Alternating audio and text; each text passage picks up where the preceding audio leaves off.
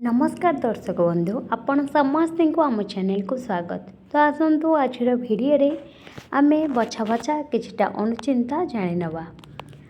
प्रथम अनुचिंता जानिबा पूर्व आपण जदि श्रीकृष्णकर भक्त ताहले कमेंट बॉक्स रे जय श्रीकृष्ण लिखंतु। घर डाहाण पाखरे तुलसी चौरा रहिबा उचित। यह घर बाहरिला बेले तुलसी मूलर माटी टिके मुंडरे मारिले बहुत शुभ होइथाय।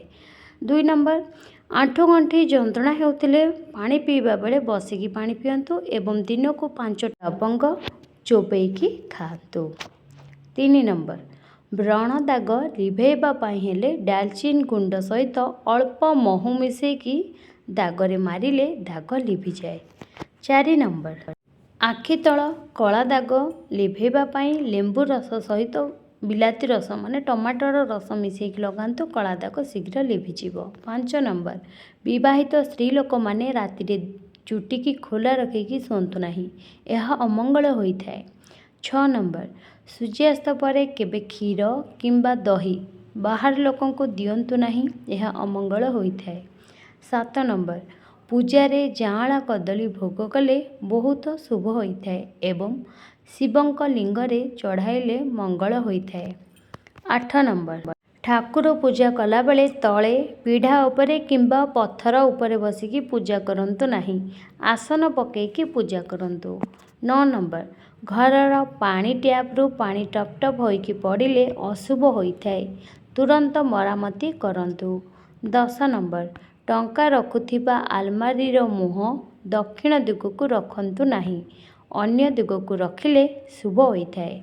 दर्शक बंधु आपण माने ये वीडियो को टिके लाइक कर दियंतु। गोटे बहुत ही खुशी लगे आपण माने लाइक कर देले देखिबा को बहुत खुशी लगे आपण मानकर मंगल हबो। 11 नंबर गणेश पूजा दिन आकाश रे चंद्र दर्शन करंतु नाही, यह अमंगल होइथाय।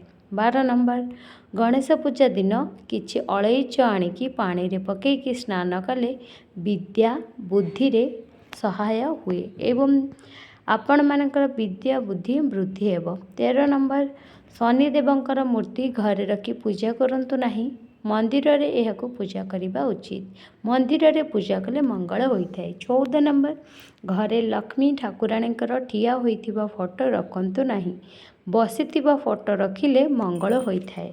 15 नंबर अनुचिंता जानिया पूर्व आपण जदि माँ लक्ष्मीकर भक्त होइथिबे, माँ लक्ष्मी को विश्वास करती ताहले कमेंट बॉक्स रे जय माँ लक्ष्मी थरे लिखि दियंतु, घर धन धान्यर पूरी उठिबो। 15 नंबर घरे अचल घंटा रखंतु नाही किंबा घंटा दक्षिण कांथरे लगेकी रखंतु नाही। 16 नंबर ठाकुर घरे श्रीचंद्र एवं लाल कपड़ा रे गुड़ा होइथिबा नड़िया रखिले लक्ष्मी माँकर कृपा मिले। 17 नंबर तुलसी पत्र तोलिला बेले एही मंत्र पाठ करंतु, महाप्रसाद जननी सर्व सौभाग्य वर्धिनी आदि व्याधि हरा नित्य तुलसी तो नमस्तुते। ठीक अच्छे दर्शक बंधु एवं आसतु 18 नंबर अनुचिंताटी जानिबा। पूर्व को मुह करी भोजन कले एवं दक्षिण को मुह करी शयन कले मंगल होइथाय। 19 नंबर जगन्नाथ मंदिर को 3 थर परिक्रमा करिवे एवं शिव मंदिर को अर्ध परिक्रमा कले मंगल होइथाय। 20 नंबर घरे अशांति लगी रहुथिले शनिवार दिन बौल गछ को 7 थर परिक्रमा करी तार चेर को आनिकी घरे रखंतु, आपण मानकर जो अशांति लगी रहुछि ताहा दूर हबो। एबे आसंतु 21 नंबर टिप्सटी जानिबा। जदि माछ खाउछंती ताहले महुराली माछ खांतु एवं माछ पोड़ा खाइले यह देह पाई बहुत ही उपकार होइथाय, बहुत ही हेल्दी, भजाठू पोड़ा बहुत ही हेल्दी। 22 नंबर निज देहर छाई तीर्थ स्थान एवं श्मशान रे परिस्रा करिबा उचित नुहे, यह अमंगल होइथाय। 23 नंबर गरुड़ चित्र थिबा घंटी घरे रखिले अग्नि भय चोर भय एवं वज्र भय दूर होइथाय। 24 नंबर बरर अजुग्म वर्ष सहित कन्यार जुग्म वर्ष हेले विवाह शुभ होइथाय। 25 नंबर भूमि रे पड़िथिबा फूल रे ठाकुर पूजा करंतु नाही कि बौल फूल शेफाली फूल बेलपत्र और तुलसी यही सबू भूमि रे पड़िले भी पूजा करिपारिबे। 26 नंबर गोटे दिन रे जदि बहु बाप घरे एवं सासु घरे भोजन करे तेबे दुर्भाग्य माड़ी आसी थाए। 27 ନମ୍ବର ଧଳା ପାରାର ମୂର୍ତ୍ତି ଘରେ ରଖିଲେ ମନରୁ ଦୁର୍ଭାବନା ଦୂରେଇ ଯାଏ ଏବଂ ସଦ୍ଭାବନା ଆସିଥାଏ। 28 ନମ୍ବର ଭୋଜନ କଲାବେଳେ ପିତ୍ତଳ କିମ୍ବା ତମ୍ବା ବାସନ ନଚେତ୍ କଦଳୀପତ୍ର କିମ୍ବା ଶାଳପତ୍ର ବ୍ୟବହାର କରନ୍ତୁ। 29 ନମ୍ବର ଘର ପାଖରେ କଇଁଆ ଗଛ, ତାଳ ଗଛ ଓ ବାଉଁଶ ଗଛ ଏହାକୁ ରଖନ୍ତୁ ନାହିଁ, ଏହା ବିପଦ ଆଣିଥାଏ। 30 ନମ୍ବର ଗୁରୁବାର ଓ ଶନିବାର ଦିନ ଲୁହା ଜାତୀୟ ଜିନିଷ ଘରୁ ବିକନ୍ତୁ ନାହିଁ, ଏହା ଅମଙ୍ଗଳ ହୋଇଥାଏ। 31 ନମ୍ବର ଦଶମୀ ଓ ଦ୍ୱାଦଶୀ ତିଥିରେ ପୋଇ ଏବଂ ଏକାଦଶୀରେ ଶିମ୍ବ ଖାଆନ୍ତୁ ନାହିଁ। 32 ନମ୍ବର ତ୍ରୟୋଦଶୀ ତିଥିରେ ପିତା ମାତା ବାଇଗଣ ଖାଇଲେ ସନ୍ତାନମାନଙ୍କର ଅମଙ୍ଗଳ ହୋଇଥାଏ।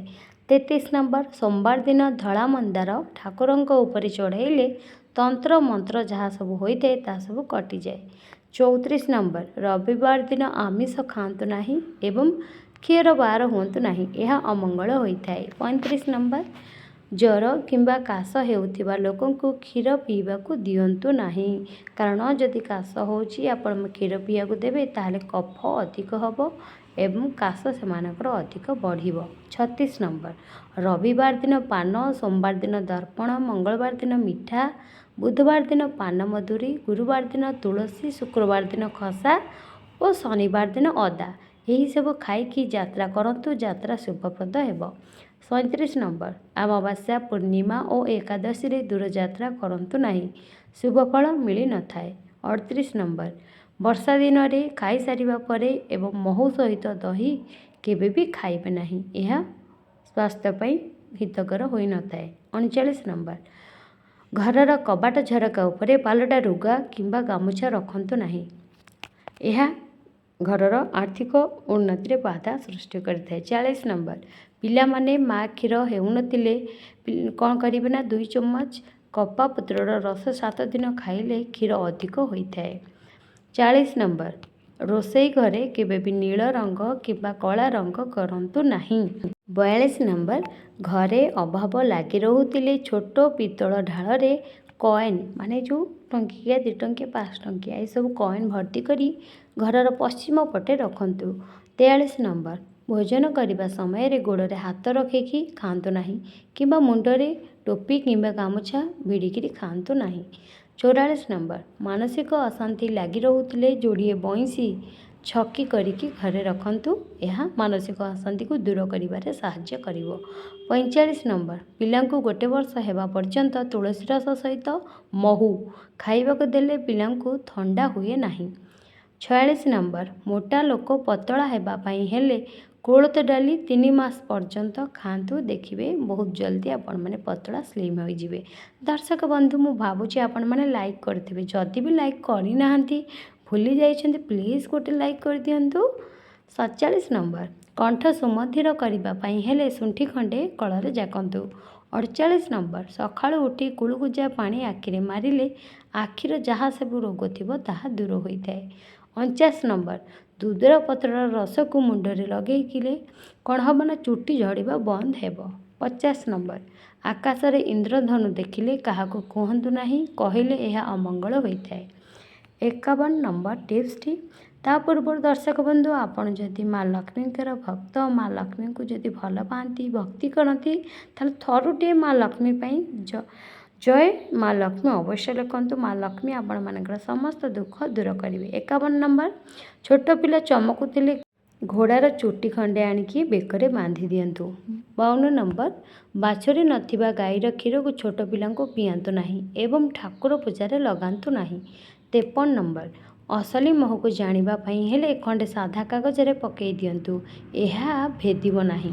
54 ନମ୍ବର ପାଟିରୁ ଦୁର୍ଗନ୍ଧ ଆସୁଥିଲେ ମାନେ ଯଦି ଆପଣଙ୍କ ପାଟି ସବୁବେଳେ ସ୍ମେଲ୍ କରୁଛି ତ କ'ଣ କରିବେ ନା ଗୋଲାପ ଜଳ ତା ସହିତ ଟିକେ ଲେମ୍ବୁ ରସ ମିଶାଇକି କୁଳୁକୁଜା କରନ୍ତୁ, ଦେଖିବେ ପାଟିର ଦୁର୍ଗନ୍ଧ ଦୂର ହେବ।